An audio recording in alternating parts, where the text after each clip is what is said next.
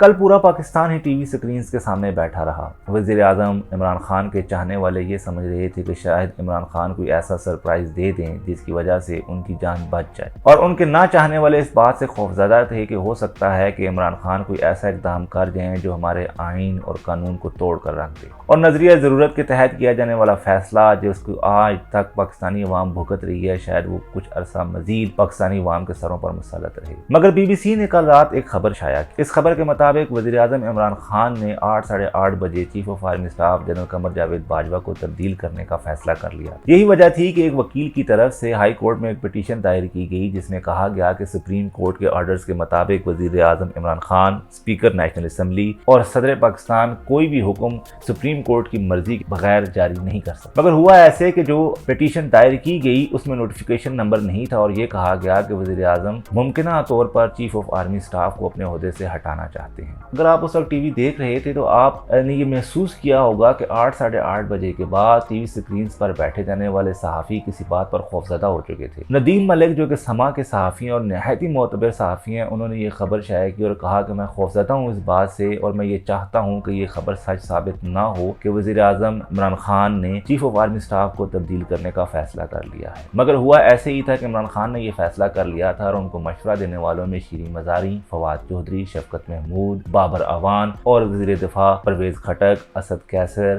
اور چودھری برادران شامل تھے۔ مگر ہوا ایسے کہ جب 8:30 بجے کے بعد سابقہ وزیر اعظم عمران خان نے یہ فیصلہ کیا کہ وہ چیف آف آرمی اسٹاف کو اپنے عہدے سے ہٹا کر جنرل فیض کور کمانڈر پشاور کو چیف آف آرمی اسٹاف تعینات کریں گے، تو اس وقت 2 ہیلی کاپٹرز کی وزیر اعظم ہاؤس آمد ہوئی۔ عمران خان صاحب نے یہ سمجھا کہ شاید جنرل فیض حمید وزیر اعظم ہاؤس پہنچ چکے ہیں، اور اسی وقت اسپیکر قومی اسمبلی اسد کیسر کو بھی کہا گیا کہ وہ بھی وزیر اعظم ہاؤس پہنچ جائیں، اور کچھ صحافی حضرات جو کہ عمران خان کے نہایت قریبی تھے ان کو بھی کہا کہ آپ بھی وزیر اعظم ہاؤس پہنچ جائیں۔ یہی وجہ ہے کہ عمران ریاض خان جو کہ پرو عمران خان ہیں اور گزشتہ 3 سالوں سے انہوں نے عمران خان کا ڈٹ کر دفاع کیا، اور ہر موقع پر یہی کہا کہ وہ عمران خان یعنی پی ٹی آئی کا حصہ ہیں اور اپنے آپ کو صحافی کے طور پر سامنے نہیں لائے، وہ بھی وہاں پر موجود تھے۔ انہوں نے ٹویٹ کی کہ ایک بڑا سرپرائز تیار ہونے والا ہے۔ اس کے ساتھ ہی فیصل وارڈا جو کہ سابقہ نیشنل اسمبلی کے ممبر تھے اور بعد میں وہ سینٹ کے ممبر بنا دیے گئے ڈی سیٹ ہونے کے بعد، انہوں نے بھی ایک ٹویٹ کی اور کہا کہ ایک بہت بڑا سرپرائز آنے والا ہے۔ یہ بات پی ٹی آئی کے بہت سے قریبی لوگ جانتے تھے کہ عمران خان آخری بال کے طور پر یعنی سرپرائز کے طور پر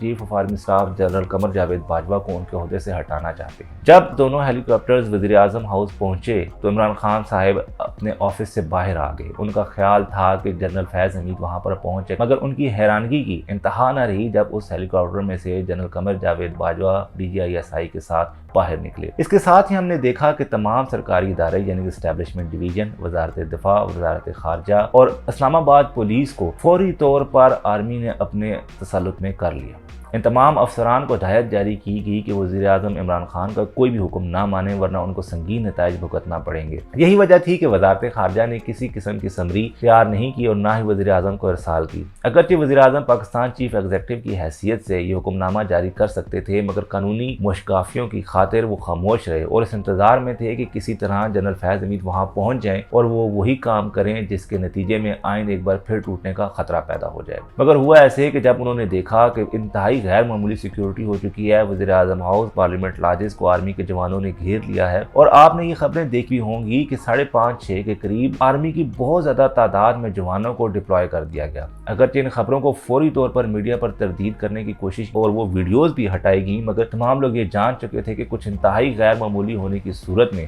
عمران خان اور اسپیکر اور بعض وزراء کو فوری طور پر گرفتار کیا جا سکتا ہے۔ آرمی چیف فوراً سابقہ وزیر اعظم عمران خان کے پاس پہنچے اور انہیں تنبیہ کی کہ وہ کسی بھی غیر آئینی اقدام سے پیچھے ہٹ جائیں ورنہ اس کا انجام بہت برا ہوگا۔ یہی وجہ ہے کہ جب اسپیکر نیشنل اسمبلی اسد کیسر واپس اسمبلی میں پہنچے اور صحافی نے جب ان سے سوال کیا کہ آپ نے اسپیکر کو وزیر اعظم کا نمائندہ بنا کر رکھ دیا ہے، تو اس پر سابقہ اسپیکر اسد کیسر نے گالی دے دی۔ چنانچہ یہ معاملہ ایسا تھا کہ جس پر وقتی طور کے لیے پریشانی ثابت ہوگی۔ اور اس کے بعد وزیر اعظم عمران خان نے بہتری اسی میں جانی کہ وہ خاموشی سے واپس جو ہے وہ بنی گالا روانہ ہو جائیں۔ مگر اس دوران ایک اہم پیش رفت یہ ہوئی کہ وزیر اعظم عمران خان، وزیر دفاع، اسپیکر اور بعض وزراء کے خلاف اسلام آباد ہائی کورٹ میں پٹیشن دائر کر دی گئی، جس میں کہا گیا کہ وزیر اعظم کا نام نہ صرف ECL میں ڈالا جائے بلکہ ان کو آرٹیکل 6 کے تحت کارروائی بھی کی جانی چاہیے۔ اب اگر خدا نخواستہ عمران خان یہ فیصلہ کرتے تو ایسا ممکن نہیں تھا جنرل فیض حمید کے لیے کہ وہ موجودہ چیف آف آرمی اسٹاف کے ساتھ ٹکر لے لیتے۔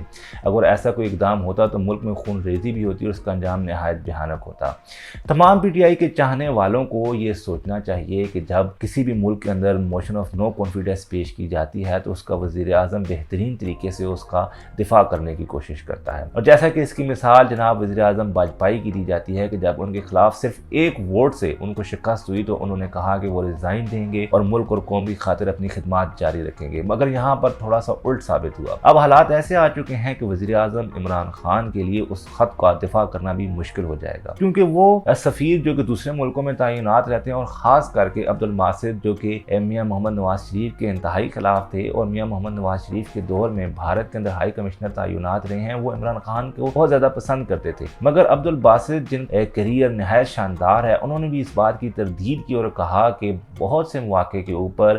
جو سفیر ہوتے ہیں وہ اپنے ذاتی مشاہدات کوڈ ورڈز کے اندر اپنے ملک بھیجتے رہتے ہیں تاکہ، لیکن یہ مراسلات جو بھی ہوتے ہیں ان کو کیبل نہیں کہا جا سکتا، ان کو تھریٹ نہیں کہا جا سکتا۔ ایسے مراسلات ہزاروں کی تعداد میں وزارت خارجہ میں پڑے جاتے ہیں اور ان کا مقصد یہ ہوتا ہے کہ پالیسی میکرز کے لیے راہ ہموار کی جائے اور آنے والی کسی بھی مشکل کو سامنا کرنے کے لیے تیار رہنا چاہیے۔ یہ مراسلات کیونکہ ذاتی مشاہدات پر ہوتے ہیں، اس لیے یہ ضروری نہیں ہوتا کہ یہ سچ بھی ہوں اور ان میں حقیقت بھی ہو، مگر پالیسی ڈیولپمنٹ کے لیے یہ اہم ثابت ہوتے ہیں۔ عمران خان نے اسی طریقے سے سابقہ سفارتکار اسد مجید کے اس مراسلے کو جو کہ ان کے ذاتی مشاہدات پر مبنی تھا اس کو سامنے رکھ کر ایک ہائپ کریٹ کرنے کی کوشش کی۔ نہ جانے کیوں عمران خان صاحب یہ سمجھنا شروع ہو گئے تھے کہ یہ کرسی ہمیشہ ان کے ساتھ رہے گی۔ انہوں نے نہ صرف قانون اور آئین کو توڑا بلکہ وہ اپنے چاہنے والوں کے لیے شرمندگی کا باعث بھی بنے۔ اگر وزیر اعظم عمران خان استعفیٰ دے کر واپس آ جاتے، کیونکہ آج نہیں تو کل انہوں نے دوبارہ انتخابات تو لڑنے ہیں، مگر جو حالات سامنے ہیں اس سے ایسا محسوس ہوتا ہے کہ شاید PTI کو 10 سے 15 امیدوار بھی نہ ملیں جو کہ پورے پاکستان میں PTI کے ٹکٹس پر الیکشن لڑیں۔